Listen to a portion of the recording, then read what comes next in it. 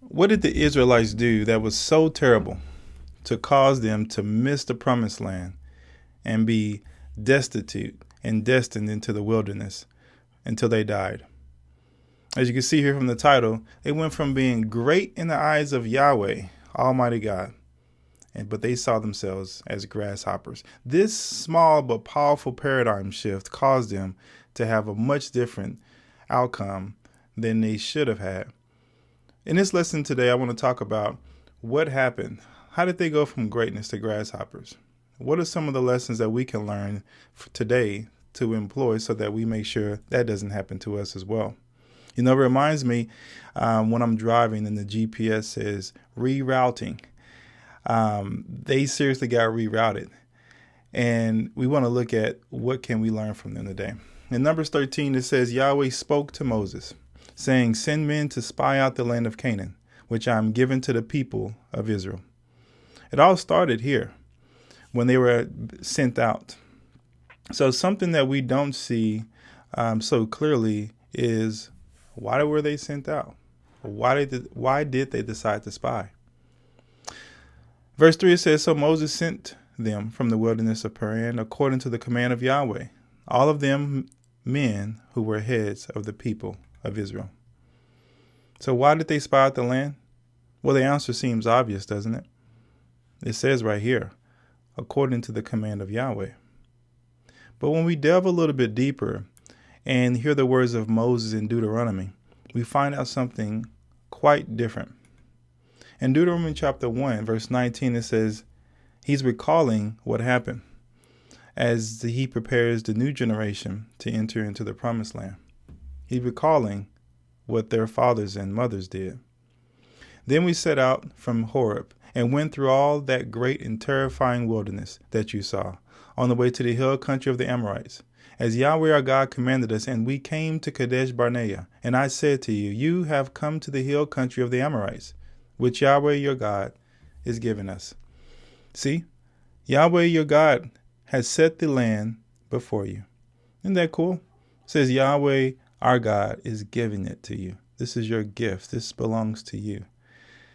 Your God has set the land before you. Here you are. We've given it to you. It's yours. Go up, take possession, as Yahweh the God of your father has told you. Do not fear or be dismayed. Then all of you came near me, and here it is, and said, let us send men before us, that they may explore the land for us, and bring us word again of the way by which we must go up, and the cities into which we shall come. The thing seemed good to me, and I took 12 men from you, 1 man from each tribe. Now, we don't see that in Numbers that we just read. But when we delve a little bit deeper into what happened, we find out that these men had another idea. The command was clear. Go take the land. Notice the stark difference between what Yahweh commanded and their response. In Deuteronomy 19:21, it says, see, Yahweh your God has set the land before you. Here are the imperatives, which are commands. Go up. That's 1. Take possession. Do not fear. Do not be dismayed. It's very clear. Go up. Take possession. Then the men who had gone up with him said, we are not able to go up against this people, for they are stronger than we. Notice after they decided to do something different and check things out and see if they can strategize a little bit better, they came back with a completely different attitude, one that was in stark contrast to the command and direction that Yahweh had given them. Had they just gone before faithfully, this would be a different story. But they came back saying, no, we're not able to go up. You know, I'm a father of 4 kids, and I imagine what that feels like when I tell my daughters to do a thing and they come back to tell me they can't do the thing. And then I go back to show them that not only can they do it, but it can be done very quickly. You're calling me a liar? You're flat out disobeying what I told you? And here they are saying, we are not able to go. And Yahweh saying, yes, you are able to go. For when Yahweh tells us to do something, it's already inside of the thing that he knows we can do. The assumption is we can do it. He's not going to tell us something we can't. So why did they choose to spy the land? Let's think about this. You think about their past, their history. They're coming out of Egypt.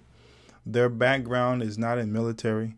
They have not grown up with swords and shields in their hand. There's a lot of reasons why I can imagine strategically.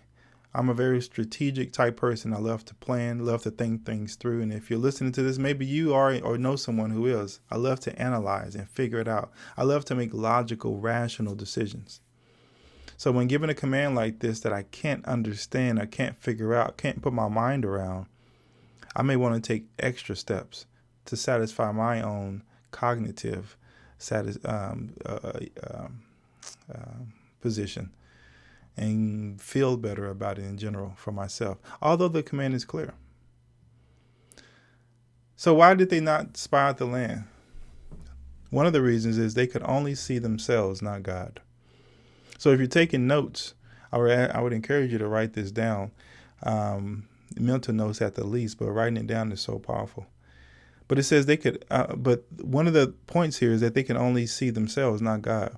See, they said we look like grasshoppers. They were not looking through the lens of Yahweh, their creator, the one who made them. They could only see themselves through their own eyes. As I mentioned before, they've never done it before. We've never done this. So they wanted to spy. Let me go check this out first. And this is a big point because at this moment, in this season of your life, it is likely that God is calling you to do something that you've never done before. And not only that you've never done before, but no one in your family has ever done before.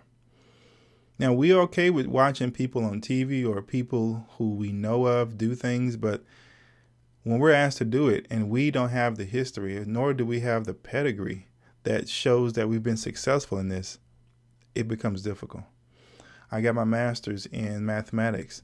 My family has never gotten a bachelor's degree. So when I got to master's, and I remember distinctly taking one of my last few classes, and I wasn't sure for a moment if I was going to finish. And I started saying that to myself.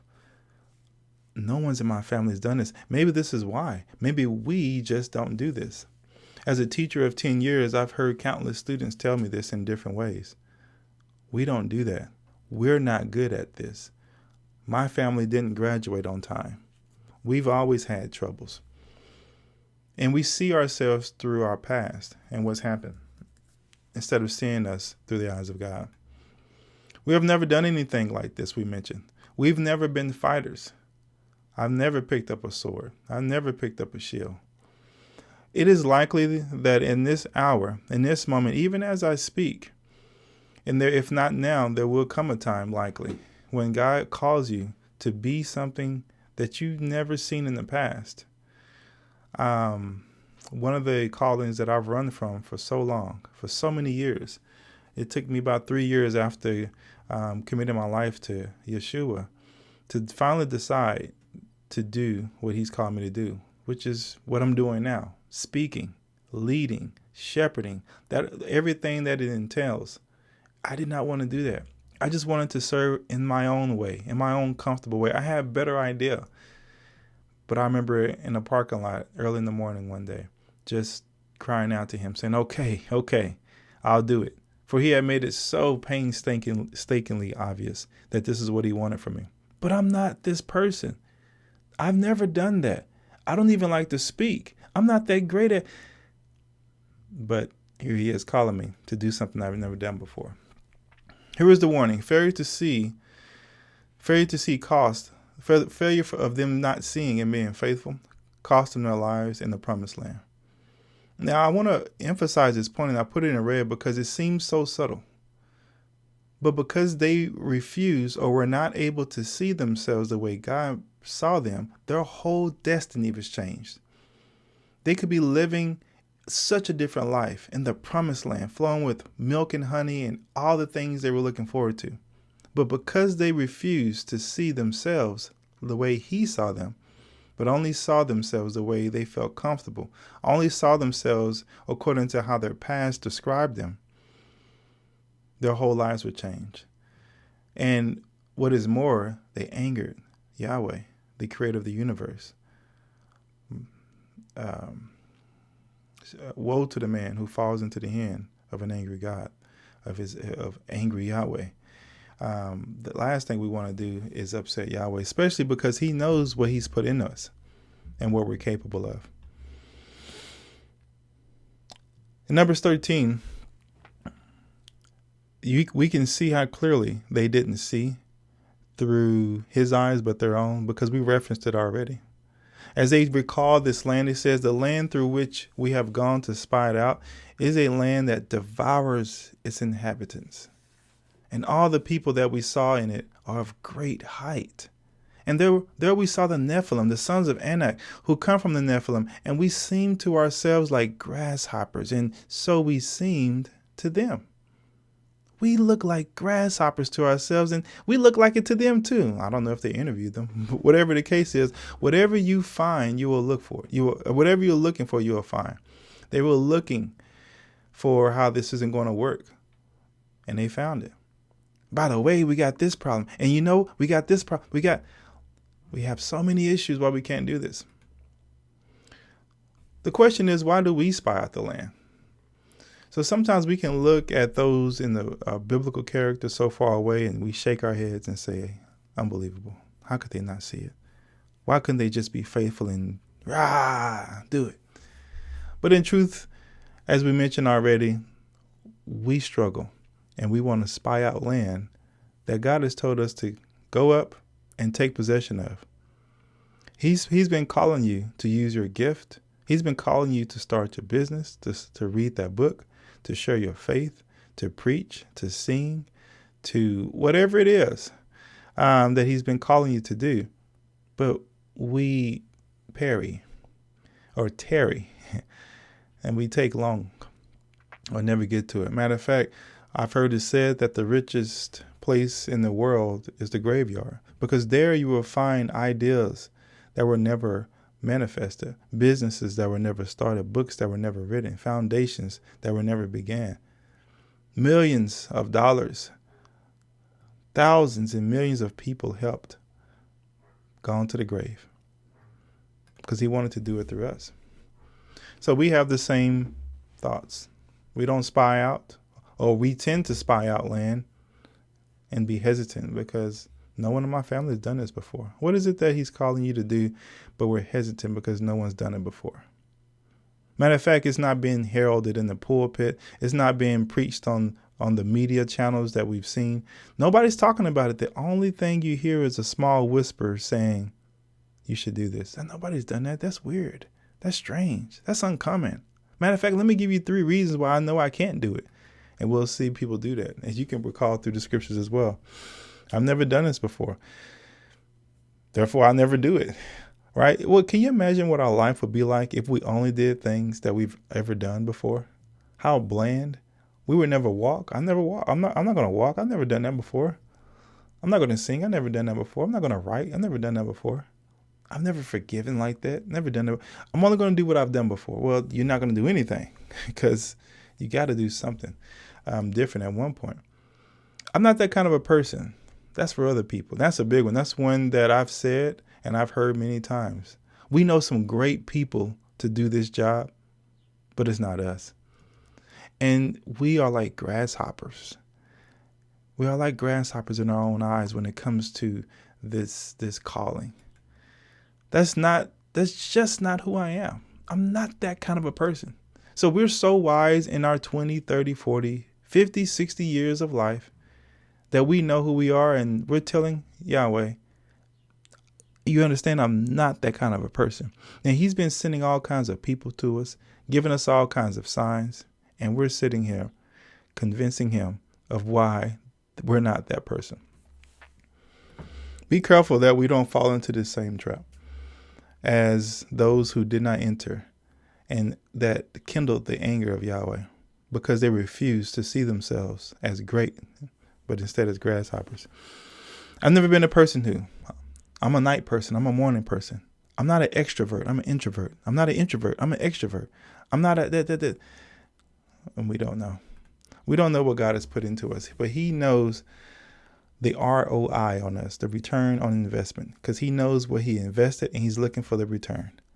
Only he knows what's our best and who we truly are. I'm just not that great or special. There are hundreds and thousands of people who this description fits, but that is not his description. And if we walk in the reality of an understanding that doesn't match what he's saying, we fall right back into this trap. Are you okay with wandering in the desert for 40 years until you die off? Are you okay with living a life less than great, knowing that it's kindled the anger of Yahweh, your creator, whom you should be so filled with gratitude that you're willing to do everything, but you're saying, no, that's uncomfortable? I hope not. I hope your attitude is, no, I want to do all I can. Satan understands this, and he attacks our identity because of it. Because the powerful piece is that if he can get you to understand that you're a grasshopper, he has to do nothing else. I'm going to say that again. If he can attack your mindset and get you to believe that you are something that you are not, he doesn't have to worry about trying to get you to go here or say this or dress that way or talk this way, because you already embody the mentality that's necessary to do all of those things. Matter of fact, what's even more powerful, you would teach others to do it. That's right. And we see this. I've done it. We're all guilty of it. Whatever you believe and embody, you naturally teach. You naturally live. You no longer have to push anyone to do one thing or the other. We see this in the garden since the beginning, right? So, and the man and his wife were both naked and they were not ashamed. They were perfectly fine. Nothing changed until they bit the apple. And in chapter 3, verse 8, it says, and they heard the sound of Yahweh God walking in the garden in the cool of the day, and the man and his wife hid themselves from the presence of Yahweh, God among the trees of the garden. But Yahweh called to the man and said to him, where are you? And he said, I hear the sound of you in the garden, and I was afraid because I was naked, and I hid myself. Listen to that. So nothing changed in the garden. Him walking through was obviously a normal thing. Him talking to him was a normal thing. Them walking around naked was completely normal. The only thing that the serpent got to happen was to change how they viewed themselves. Because they changed how they viewed themselves and no longer saw how they were being viewed through God's eyes, look at the behavior change. Hid themselves. They were afraid. They're hiding. Anxiety. And then this question that's so powerful follows this. When Yahweh sees this behavior, something's not right, right? If you're a parent or you've been in a position of where you're working with kids or anybody, really, we all know this, and something happens, they do something wrong, they get this look on their face, right? So my kids would get this look on their face. And one of my daughters would be so cute with it. She'll say, I walk into the room and she'll say, I'm not doing anything suspicious. But they get this look in their eyes. I just walked in, but your conscience gives you away because you know that you violated something. Their thinking changed. And he asked this question in verse 11. He said, who told you that you were naked? Have you eaten of the tree of which I commanded you not to eat? Who told you you were naked? The trees are the same. Your nakedness the same.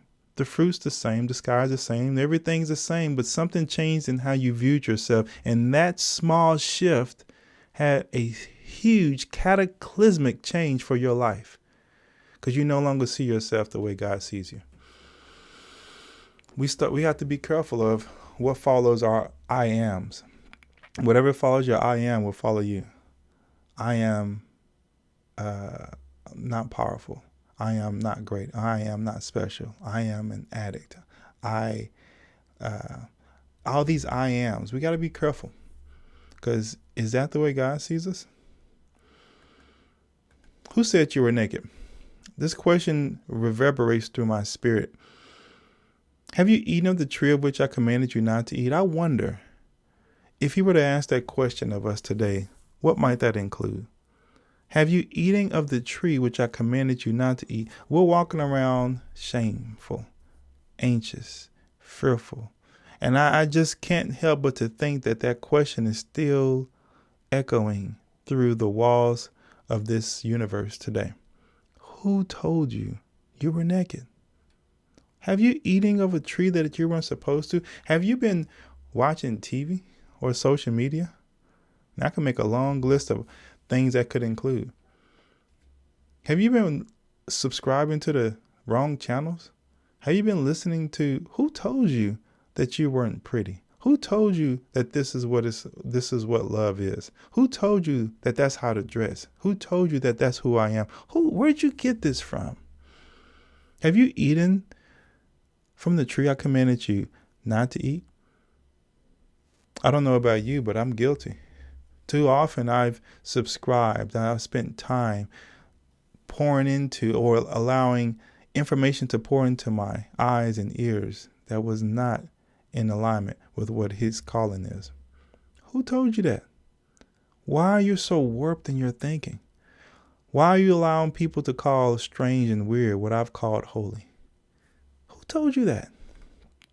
Have you been listening to people who don't listen to me? Have you been listening to people who don't listen to me? See, he has a certain voice, a certain call, and his people know his voice. But if we start listening to those who aren't listening to him, and if we start getting away from his word, not just going through people, then we're prone to be just like the nations and the peoples around us. More and more as I get older, I find it difficult to enjoy what I'm supposed to enjoy. What's supposed to be entertaining is now disdaining. I can't watch a movie. My wife, sometimes we like to watch a movie and I'm just clicking through one after another. But the more I understand who Yahweh is and the better I understand my flesh, what can I watch? Why? Because the people who made these movies, 90% or more, do not have in mind the things of God. They did not create this movie thinking this is what's going to bless Yahweh. This is what's going to encourage the people of God. They make the movies to make our flesh feel good. Many movies are out about vengeance. Many movies are out about how we can get back at someone and I'm going to right the wrongs. But God is like, that's my job. Many movies are out playing on the sensualities of our flesh and teaching us new doctrines about how to pursue relationships and make us feel good. The pursuit of happiness. He says, where did you get that from? Who taught you that? We got to be careful, brothers and sisters, to protect our mindset so that we don't see ourselves as grasshoppers. So we are not hiding in the presence of light and holiness when Yahweh comes walking through our garden, so that he won't have to ask this question, what have you been eating? Have you eaten from the tree I told you not to? What kind of music am I listening to? What kind of crowds am I hanging around? Are you feeling yourself? Where did you get that from? How much of my word are you putting in you? Even Yeshua, as many of you know the scriptures, was under attack in his identity. Satan didn't hold back even on the Son of God. Because if you can get a man's identity, everything else follows. So in the wilderness, we see 2 of the 3 times that it's recorded. He says, if you are the Son of God. What a challenge. What a challenge. And to any person that just challenges you, doesn't it? And I don't know from a woman's perspective, but from a man, it gets me riled up. It just makes me want to say, what do you mean, if I am? I could show you so easily, and he surely had the power to do so. He says, if you are, command these stones to become loaves of bread. He's attacking his identity. What you mean, if I am the Son? I know who I am. But if you didn't know who you are, would you not feel emboldened to try to prove it? See, if I can get your energy and your focus on trying to prove something that's already yours, what a great waste of time. What a great attack from an enemy's perspective Now you're sitting here trying to prove to yourself and me and others of what you already are. Again, he says the devil took him to a holy city and set him on the pinnacle of the temple and said to him, if you are the Son of God. I'm just getting angry just reading it. What you mean, if I am the Son? Some things we just need to flat out dismiss because we know who we are. When I was a kid, my little brother and I would get into arguments and spiffles or whatever you call them, because I remember distinctly, even today, he'll call me a biscuit head. I don't even know what that was supposed to mean, but don't call me something I'm not. I'm not a biscuit head. I know I'm not a biscuit head. What's that all about then? Because now I'm sitting here fighting him, literally just wrestling with him or arguing back and forth, that he's calling me a name. That's not me. Well, if I know it's not me, then I can just move on. And that's eventually what I had to learn to do is like, okay, this is silly. I'm going to fight everybody who attacks my identity and calls me something I'm not. The challenge is many of us don't know who we are. And we're wrestling inside already. So when that question comes up, it only stirs up what's already there. There's an old African proverb that says, if there is no enemy within, the enemy without can do you no harm. And the truth be told is there are enemies within us. There's demons and spirits and however you want to call them. There's chaos and not peace inside of us on our purpose, on our identity. Because Satan has done his work. This world has worked on us through maybe our parents, through other authority figures, just through our own past. And we've looked back and we've ascertained that I am not who God says I am. That's just not me. And so when someone else says something close to that, it riles that up. We're not grasshoppers. You're not a grasshopper. This conversation is to move us back to the greatness and the boldness of who we are. I've come to understand who I am as a man, as a speaker, as a father, as a husband, as a brother, as a servant. And sometimes when you get to that place where you understand who you are, it almost seems prideful to those who are still struggling because the confidence and the peace that you have. But I say to Satan out loud sometimes, it's too late. I already know who I am now. You are the light. You are the salt. I am one of the sons of God. It puts a smile on my face. We need to say this to ourselves and as affirmations to remind us. And some of it's hard to say because in our own spirits, we struggle with embracing those realities. This title's too big for me. You ever got a job position or was told you can do something and you thought this is too much? Well, we talked about that already. This is not new real estate for those in the Bible. We see in Judges, Gideon had the same challenge. Gideon was a man just threshing the wheat. Matter of fact, he was hiding from the Midianites, as we see here. Now the angel of Yahweh came and sat under the terebinth at Ophrah, which belonged to Joash the Abiezrite, while his son Gideon was beating out wheat in the winepress to hide it from the Midianites. They would have a thing where they'll come destroy or consume all their food. So he was trying to get all the food and hide it. And then the angel of Yahweh appeared to him and said to him, Yahweh is with you, O mighty man of valor. And I can imagine him being there like with the fork in his hand or whatever tool they used. And he's talking about mighty man of valor. What a warrior.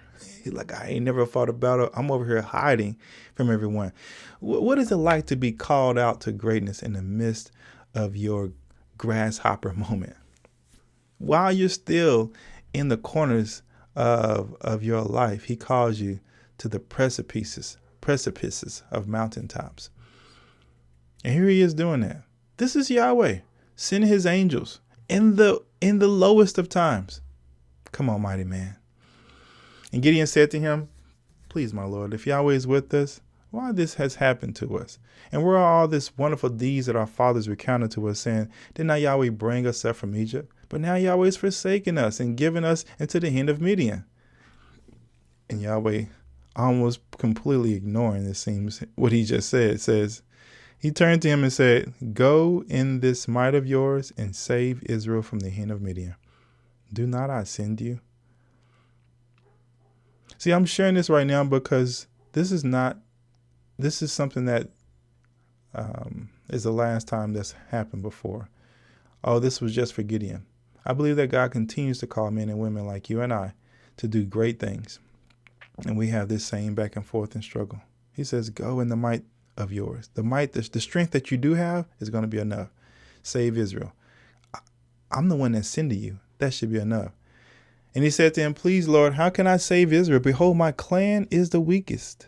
Here we go. Even thousands of years earlier, we're still the same. We look to ourselves and we see a grasshopper. He sees greatness. My clan is the weakest in Manasseh, and I am the least in my father's. I'm the least of the least. My clan is the least. I'm the smallest in my household. Surely I'm not the one. We start giving God all the reasons why we can't. You must got the wrong one. See, people make mistakes, right? You picked the wrong person for this position or not, but that certain something is stirring you up. God has made it obvious through people talking to you and certain things happen in your life that says you should be here and you're cringing back. You should be great. I don't want to be in front of people. I'm going to be humble. You know, sometimes we use this facade of humility to hide behind rebellion or selfishness. You know, there was a sweet sister in the church who had a beautiful voice. And I remember I would encourage her to share, to sing out loud. It was unbelievable. Everyone knew it was beautiful. But her reasoning was that she wants to keep it just for herself and God. In her prayer times, in her small moments. But has not God given us these gifts and these skills and these talents for the common good? 1 Corinthians 12, as the body is put together, everyone does their part. Everyone has these specialties. Now, I'm encouraged to say that eventually she did do just that. And to see the smile on her face and the joy she was able to bring to so many people. But this is what we say. And Yahweh said to him, "But I will be with you. And you shall strike the Midianites as one man." Stop worrying about you. I'm going to be with you. But I am the least. But we're going back and forth. Yahweh is saying, remember who I am. And we're telling him, no, you need to remember who I am, where I've come from. My family, my clan, the culture I'm in, the country I'm in, the year I'm in. What is he calling you to do? If you don't know, if you don't sense that, I would encourage you to do what I did for so long and still do, is pray about it. Every day, consistently, just looking, what do you want me to do today? Who do you want me to be? And be ready for him to show you. And I think that's what I wasn't prepared for. I was praying. Have you ever prayed some prayers, but really not wanting to hear what the answer is, but knowing you should be praying? And I was getting the answer, but still waiting on the response. Moses is the same. Very popular story with Moses. But Moses said to God when he was called to go save the Israelites out of bondage, "Who am I," he says, "that I should go to Pharaoh and bring the children of Israel out of Egypt? Who am I?" Can you imagine talking back to God? Your mom tells you what to do, and you says, "Who am I to do that?" I told you to do that. What you mean, who are you? So if I told you, that means I know you can do it, and I'm telling you need to go do it. And Yahweh says, "I will be with you." Here it is again. Who am I? And Yahweh comes back, I. It's not you, it's me. And it continues back and forth. Moses said to Yahweh, "Oh my Lord, I am not eloquent." Any of us not good at speaking? Either in the past, here we go, or since you have spoken. Ever since I can remember. It's in the past up until this very moment. But I am slow of speech and tongue. How am I going to save anybody? How am I going to be a speaker? How am I going to, I can't do it. We do this with the creator of the universe. He done made the whole universe, the earth, all the things in the sea. We're still discovering our intricate, amazing bodies.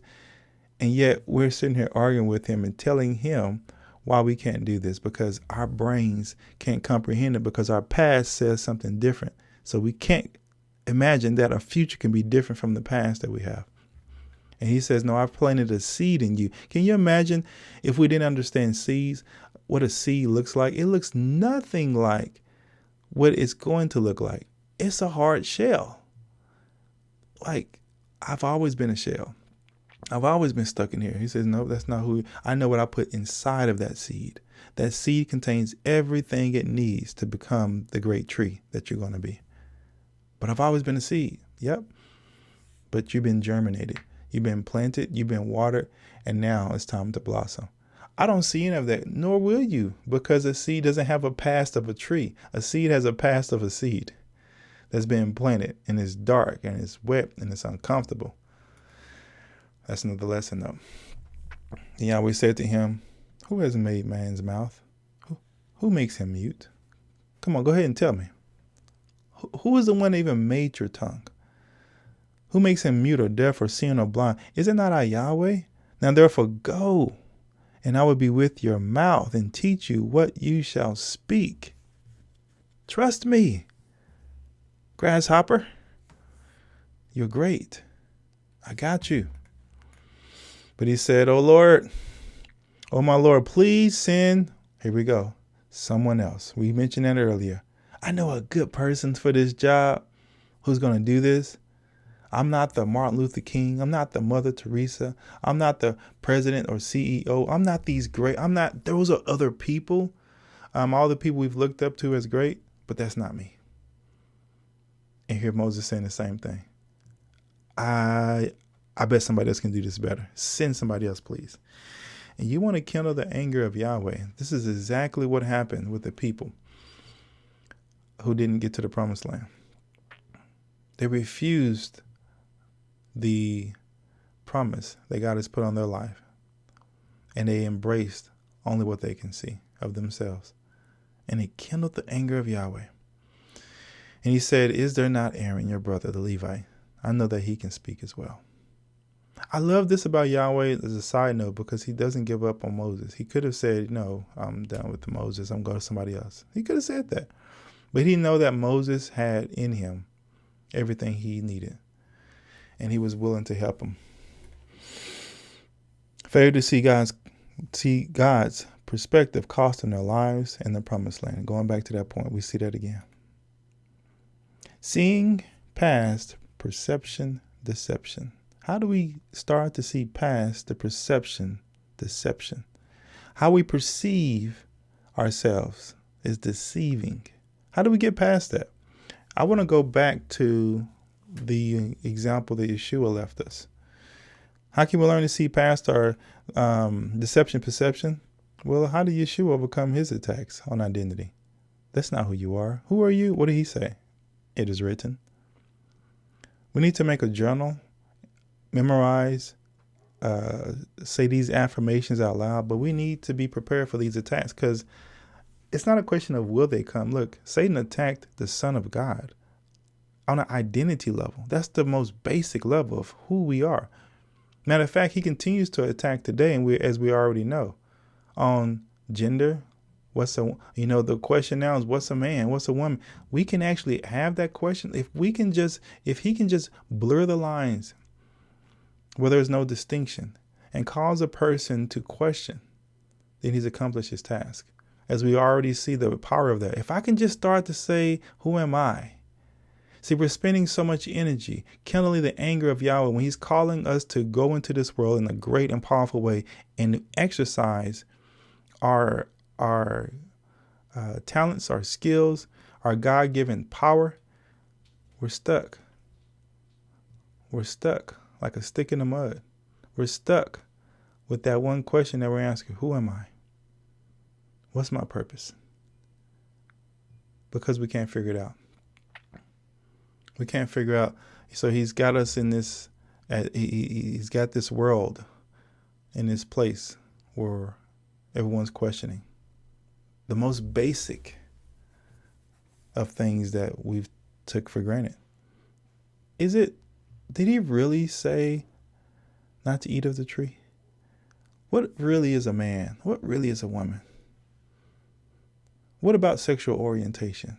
Does it have to be this way or that way? Do you know who you really are? So here's some ways we can attack the things that come to mind. Now, I'm only going to mention a few, but there's thousands of things that will attack us in our identity. One is I'm worthless. I'm worthless.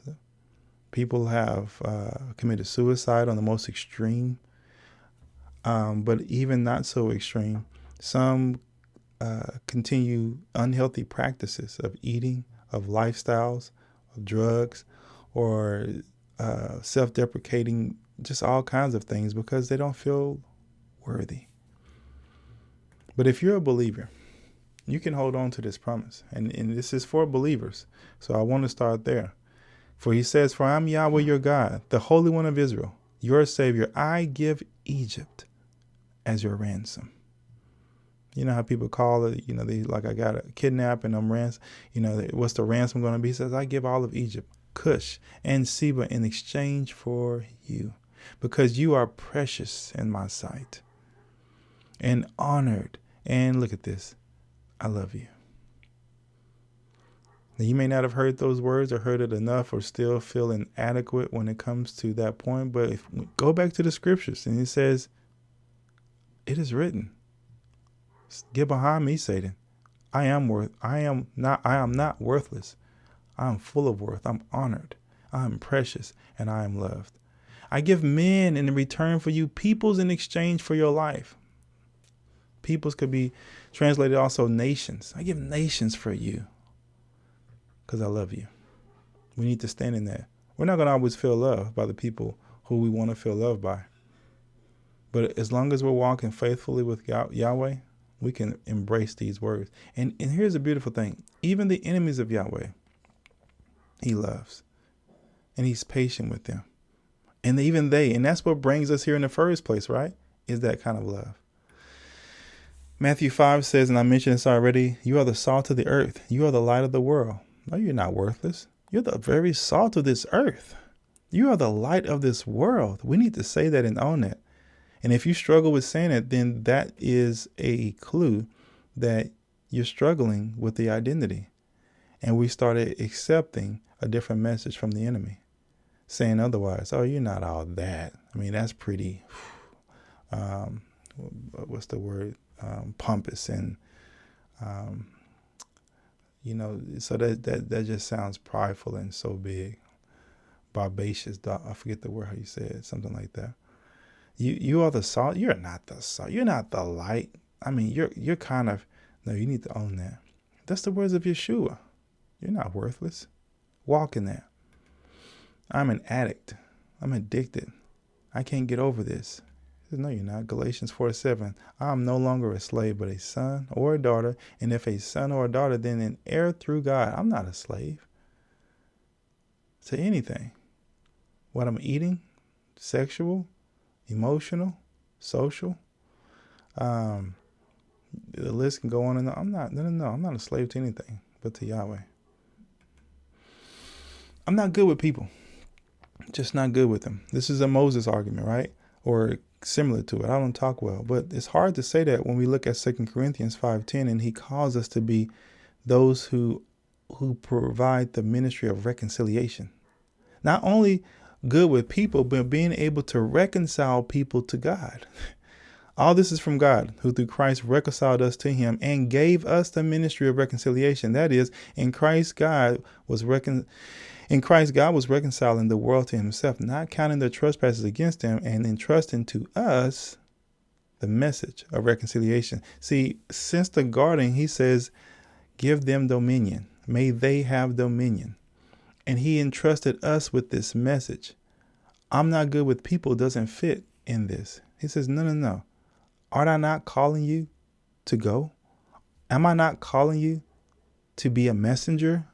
Then if I'm calling you, that means 1, you have the ability. And then 2, I'm going to be with you to ensure that it goes as planned. Because as the scripture says, his word will not come back empty. Am I not calling you, he tells us? So this cannot be one. And of course, the Great Commission, as we call it, go therefore and make disciples of all nations. All nations? Oh my. And baptizing them. And I'm not good. That's not me. There's a priest or a pastor somewhere that does. He says, no, he's talking to his disciples. They're not here anymore. Guess who is in their place? The other followers, other disciples of Yeshua. Baptizing them in the name of the Father and Son and the Holy Spirit, teaching them to observe all that I commanded you. And guess what? Look at this. And behold, I am with you. I am with you. That keeps coming up. I am with you. It's not just you. The truth of the matter is, that's very sobering, though. When we talk about being grasshoppers instead of great, the sobering truth is it doesn't matter what Yahweh says. I know we don't hear that often. And I remember preaching this a couple of weeks ago, and people perked up and their eyes got big like, oh, no, something's not right here. But it doesn't matter what Yahweh says unless you believe it. I'm going to leave you hanging with that, right? It doesn't matter what he says unless you actually believe it. There are millions of people who will not be with Yahweh on the other side of this life because they don't believe it. Doesn't matter that he promised it. Doesn't matter that he says you're going to be great. Doesn't matter that he called Gideon a man of valor and a warrior. Doesn't matter that he said to Moses, you're going to save thousands. It doesn't matter that he said to Joseph, I'm sending you before them. None of this matters. None of this matters. That he's made you great, a great person who's going to help a lot of people. That's never been done before in your family or those who's close to you. None of that matters if you don't believe it. And that's why it is Satan's job to try to keep you from knowing who you are, that you are amazing, you are great, you are beyond measure because of he who is in you. He wants you to keep you from exercising that. So this truth will never hit its mark until you embrace it. And I'm calling you brothers and sisters, listening to this message. Believers, we have work to do. Non-believers, we have work to do. To take up that step and say, I'm repenting, I'm going to change my life. But definitely for those of us who are believing.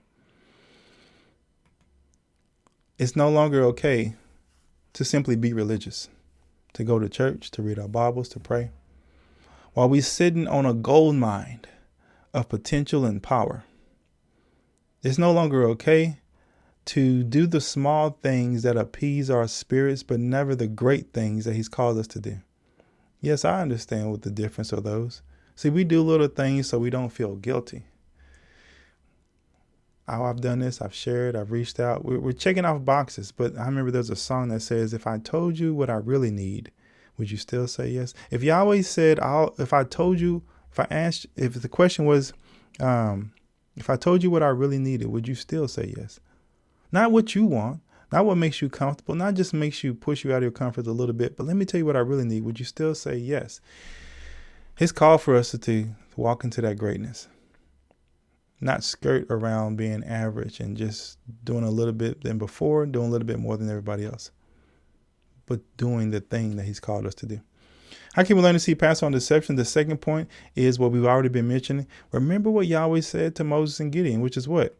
I'm the one who's sending you. Remember who sends you. So the first point was remember what's written. And then the second one, remember that Yahweh and Yeshua later says the same thing. I am with you. This is not you. Stop thinking this is your power. Stop thinking that you're speaking. Stop worrying about what people are going to think and say about you. People are going to hate on you no matter what you do. Good, bad, or the ugly. And at this point, if you're listening to this and you live any amount of life, you know that. There are always going to be haters.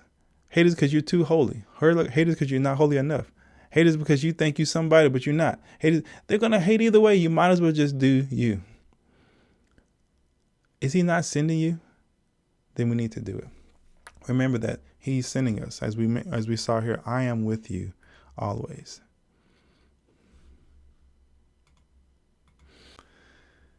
And I want to finish with the scripture from the passage that we started with. Where they came back, they gave a bad report saying we're the grasshoppers. But we're not going to be men and women like that. We're going to be men and women like Caleb, who came back, says, no. He had a different spirit, the scripture says. It says, in Joshua the son of Nun and Caleb the son of Jephunneh, who were among those who had spied out the land, they were among them too. They tore their clothes. Why? In complete opposition of rejecting that bad report. This is so not who we are. That's our attitudes from this point on. We reject anything that puts itself against the identity he's called us to be. I am great. I'm not a grasshopper. I'm great because not of me, but because he who is in me. And I'm going to walk in that greatness. Yes, it's going to be uncomfortable. Yes, it's not going to feel good all the time, but he's called me to it, and I believe it. And he said to all the congregation of the people, the land which we passed through to spy it out is exceedingly good. It's not just okay. It's not just better. It's exceedingly good land. And watch this. If Yahweh delights in us, he understood where the power was coming from. This what made the difference with him. It's not about our strength and we looking like grasshoppers to else and how we look in their own eyes. No, you got it messed up. If Yahweh delights in us, game's over. Game's over. If he has our backs, we sing the songs, but can we walk the walk that we're singing? No weapon formed against me shall prosper. It won't work. If you know that song, the words are saying, it's from the verses in the scriptures. There's no weapon formed against. We can read it all day, but now it's time to employ it. What if they are giants? What if they are looking? Doesn't matter. It won't prosper. He will bring us, not us. Not a lot of grasshoppers. No, he will bring us into this land and give it to us. He's going to do that. Well, he told us to go. Yes, but he's with us. A land that flows with milk and honey. Only do not rebel against Yahweh. And do not fear the people of the land, for they are bread for us. See, they look like giants in the eyes of the other 10. But to these guys, they're bread. They're not even living. We're going to consume them. Their protection is removed from them. Why? Because Yahweh is with us. Do not fear them. If we had more time, which I could take more time, but I don't want to here, we could look at what happens right after this, and which is they started to pick up rocks and begin to want to stone him to death. There are going to be times when you stand up to your greatness that God has called you to be, your own people are going to pull you down. Your own people will pick up rocks and say, that's not right. That's not who you are. The devil is a lie. And as Yeshua said to Peter, get behind me, Satan, for you do not have in mind the things of God, but the things of men. Yeshua loved Peter. Yahweh loves us, and we can love those friends and families or whomever say otherwise, but we must please God. I'm excited. I hope this message has been a blessing for you. I'm excited about the greatness that you're going to step into that maybe you've been neglecting for a long time. Share this message with those who you know needs to hear this message, because we all have this greatness inside of us. There's a quote that many of us are familiar with. It says, it's not our darkness that we most fear, but our greatness. We think to ourselves, who am I? Who am I to be lovely, to be beautiful, to be noble, who are you not to be? It goes on to say, you were born in the image of God. You were created in the image of God. You were born and manifest the greatness that's within you. And here's the part that I love at the end, and I'm not quoting it directly. You want to look it up. But it says, and when we embrace the liberty for ourselves, our presence automatically liberates others. And sometimes liberates others. Other times it challenges them, doesn't it? But I encourage you, brothers, go in the spirit of Yahweh. Not in your own strength, not in your own flesh. Go in his spirit. As giants, not as grasshoppers. So that we can seriously see how he wants to change this world through you and through me. All right, be blessed. Thanks.